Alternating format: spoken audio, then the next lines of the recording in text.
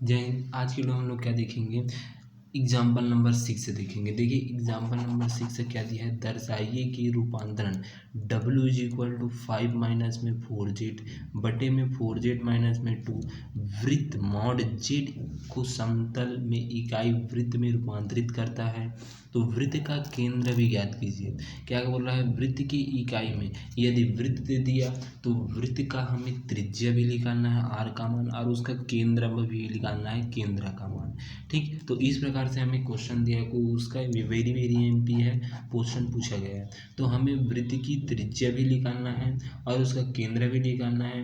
तो देखिए कुछ इस प्रकार से क्वेश्चन दिया रहेगा, तो सबसे पहले इसको लिखा जाएगा डब्लू को, डब्लू का व्युत्क्रम निकाला जाएगा। व्युत्क्रम निकाल कर क्या किया जाएगा, उसमें से u और v क्या वृत्त के समीकरण के रूप में बनाया जाएगा। ठीक, इस समीकरण को सबसे पहले क्या करेंगे, दिया है करके लिखेंगे रूपांतरण w is equal to 5 minus में 4z बटे में 4z माइनस में 2 दिया है। अब उसके क्या करेंगे, व्युत्क्रम रूपांतरण निकालेंगे। तो व्युत्क्रम रूपांतरण क्या होता है, z का मान निकाला जाता है। ठीक, तो z का मान निकाला जाता है तो सबसे पहले तिर्यक गुणा कर दिया जाता है। तो देखिए तिर्यक गुणा करेंगे इस प्रकार से, ये इस प्रकार से तिर्यक गुणा हो जाएगा। तो 4z माइनस में 2 w इक्वल टू 5 माइनस में 4z। फिर उसके बाद z वाले को z की तरफ, w वाले को w की तरफ। तो w को अंदर गुणा कर लेते हैं, तो 4wz माइनस में 2w इक्वल टू 5 माइनस में 4z। ठीक, यहाँ पर 4wz प्लस में 4z इक्वल टू 5 प्लस में 2w। ठीक, अब उसके देखिए z को कॉमन निकाल देते हैं, तो यहाँ पर 4w प्लस में 4z कॉमन निकल गया है। ठीक, कॉमन निकल गया, इक्वल टू में देखिए 2w प्लस में 5 हो गया। अब z वाले को z की मतलब इस w वाले को इस तरफ पक्षांतर कर देंगे तो z का मान निकल गया। देखिए z का मान कैसे निकलता है यहाँ पर, और इस क्वेश्चन में देखिए मॉड z इक्वल टू 1 भी दिया है ना। तो मॉड z की जगह हम लोग जानते हैं, ये सूत्र हम लोग जानते हैं। ठीक, हम लोग पिछले अध्याय में संयुग्मी वाले में पढ़े, मॉड z इक्वल टू क्या होता है, z इंटू जेड का बार होता है। ठीक, इसके मॉड z की जगह हम लोग यही मान रखेंगे। तो देखिए यहाँ पर z का मान निकालेंगे सबसे पहले। तो देखिए z का मान निकालते हैं, जेड का मान निकलेगा z equal to 2w plus में 5 बटे में 4w प्लस में 4 हो गए। ठीक, इस प्रकार से हो गए। अब इस रूपांतरण के अंतर्गत वृत्त क्या दिया है, मॉड z इक्वल टू 1 रूपांतरित होगा, मॉड z 1 रूपांतरित होगा। अब हम लोग जानते हैं मॉड z का मान क्या आता है, z इंटू में z का बार होगा। हमें किसका मान पता है, z बस का मान पता है, z बार का मान अभी पता नहीं है। तो z बार को निकालने के लिए उसके ऊपर में बार लगा देंगे, बार इक्वल टू हो जाएगा 2w बार हो जाएगा प्लस में 5 बटे में यहाँ पर क्या आ जाएगा 4w बार प्लस में 4 हो गए। ठीक, इस प्रकार से ये यहाँ ऐसे z बार का मान निकालेंगे। ठीक, तो यहाँ पर उसी को यहाँ पर नहीं लिखा गया है, डायरेक्ट इस प्रकार से लिख दिया है। यहाँ पर z और इंटू में z बार इक्वल टू 1 होता है। ठीक, सभी क्वेश्चन में हम लोग डायरेक्ट निकाले हैं, इसमें बस मैं बता रहा हूँ आपको कैसे आया करके। z इंटू में z बार होता है इक्वल टू में 1 हो जाएगा। z का मान ये है, z बार का मान ये है। तो 2w प्लस में 5 बटे में 4, w प्लस में 1। ठीक, और यहाँ पर 2w बार प्लस में 5 बटे में यहाँ पर 4 को कॉमन निकाल दिया है, w प्लस में 1 इक्वल टू 1 हो गया।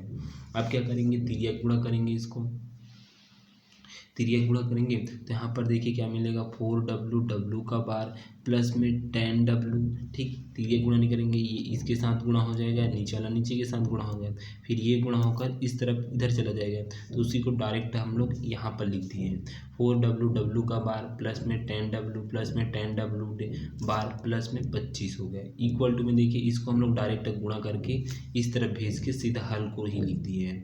16w बार प्लस में 16w प्लस में 16w बार प्लस में 16 हो गए। आप इसको गुणा कर सकते हैं, क्योंकि मैं अगर बताने लग गए बहुत समय हो जाएगा। ठीक, इस प्रकार से हुआ है। फिर उसके बाद देखिए जस्ट नीचे वाले में देखिए, जहाँ पर w बार है यहाँ पर भी w बार है। ठीक, जिसको जिसको जिसको कॉमन दिख रहा है, 10 यहाँ पर है, 10 यहाँ पर दिख रहा है, कॉमन निकाल देते हैं। तो 4w बार प्लस में 10 कॉमन निकल गया, तो w प्लस में w बार हो गया।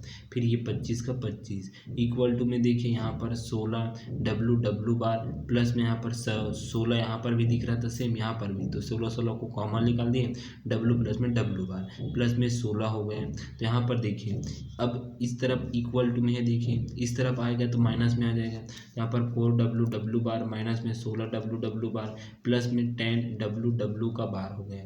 ठीक, माइनस में देखिए ये इस तरफ आया तो 16 डब्लू डब्लू का बार प्लस में हो गया 25 माइनस में 16 इक्वल टू 0 हो गया। अब ये 25 माइनस में 16 घटेगा तो 9 बचेगा, ये और ये घटेगा तो इतना 6 डब्लू प्लस में डब्लू बार बचेगा, और ये घटेगा तो कितना बचेगा -12 डब्लू डब्लू का बार बचेगा। ठीक, इस प्रकार से हो गया घटेगा। तो अब देखिए यहाँ से हम लोग माइनस को कॉमन निकाल कर 0 की तरफ भेज देंगे।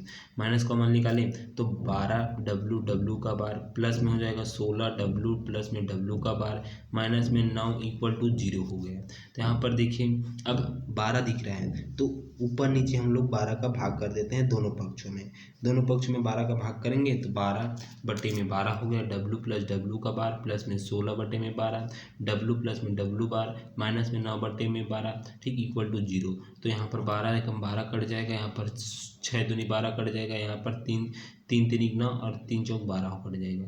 ठीक, तो यहाँ पर देखिए डब्लू डब्लू बार प्लस में 1 बटे में 2, फिर उसके डब्लू प्लस में डब्लू बार बचेगा माइनस में 3 बटे में 4 इक्वल टू 0 हो गया। अब हम लोग जानते हैं डब्लू का मान क्या होता है। डब्लू का मान क्या होता है, यू प्लस में वी आई होता है। डब्लू बार का मान क्या होता है, यू माइनस में वी आई होता है। दोनों को मान को हम लोग यहाँ पर रख देंगे। ठीक, ये देखिए डब्लू is equal to u plus में आई वी होता है और डब्लू bar equal to u minus में आई वी होता है। मान को हम लोग रखेंगे तो इस प्रकार से देखिए जब दोनों को गुणा करेंगे, दोनों को डब्लू और डब्लू बार को गुणा करेंगे तो मान क्या आएगा, यू स्क्वायर प्लस में वी का स्क्वायर आएगा। ठीक, और जब दोनों को हम लोग जोड़ेंगे, दोनों को देखिए दोनों को जोड़ेंगे u प्लस में आई वी प्लस में u माइनस में आई वी, दोनों को जोड़ेंगे w प्लस डब्लू बार को, तो w प्लस डब्लू बार को जोड़ेंगे तो क्या मिलेगा 2u मिलेगा। इस प्रकार से देखिए ये जब जोड़ेंगे तो ये मिलेगा और जब इसको गुणा करेंगे इतना मिलेगा। ठीक, इतना मिलेगा। अब देखिए गुणा वाले में इतना मान को रखेंगे और जोड़ने वाले में इतने मान को रखेंगे। ठीक, तो देखिए मान को रखते हैं समीकरण 1 में। ठीक, समीकरण 1 में मान को रखते हैं तब तो देखिए यू स्क्वायर प्लस समीकरण 1 से मान को रखें u square plus v square plus में 1 बटे में 2 2u माइनस में 3 बटे में 4 इक्वल टू 0 हो गया। ठीक, अब उसके बाद देखिए यू स्क्वायर प्लस में वी का स्क्वायर 2 से 2 कटेगा तो u माइनस में 3 बटे में 4 इक्वल टू 0। अब हम लोग जानते हैं क्या वृत्त का समीकरण क्या होता है, एक्स स्क्वायर प्लस में वाई स्क्वायर प्लस में 2gx प्लस में 2fy प्लस में c इक्वल टू 0, और केंद्र क्या होता है माइनस जी माइनस एफ होता है। त्रिज्या क्या होता है ऋण g square plus f square minus में c होता है, ये लिख देना। अब देखिए यहाँ से केंद्र निकालेंगे, केंद्र तो इक्वल टू में देखिए माइनस जी का मान देखिए यहाँ पर क्या मिलेगा, जी का मान जी का मान यहाँ पर कुछ भी नहीं है, मतलब जी का मान क्या आ जाएगा -1 बटे में 2 और यहाँ पर 0 आ जाएगा। ठीक, त्रिज्या का मान निकालते हैं, जी का मान मतलब यहाँ पर देखिए केंद्र माइनस जी और माइनस एफ होता है, तो यहाँ पर कुछ नहीं है, मतलब क्या है, मतलब यहाँ पर क्या, यहाँ पर देखिए यू की जगह क्या है, यू की जगह क्या है, जी है। ठीक, जी है तो जी की जगह क्या आ जाएगा -1 बटे में 2 आ जाएगा। ठीक, अब एफ की जगह कुछ नहीं है मतलब 0 है तो 0 हो गया।